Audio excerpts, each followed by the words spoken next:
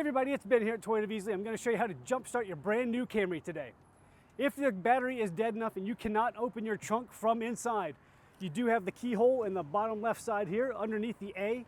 You're going to find that keyhole. You're going to find your spare key underneath in your key right there. Pop it open, fits right in. Inside the trunk, you're going to come in on the right hand side of in the bottom. You're going to find your battery right here. You're going to have the positive side over here. We're going to plug right up. We're going to come over to the negative side, connect right there. You're ready to go.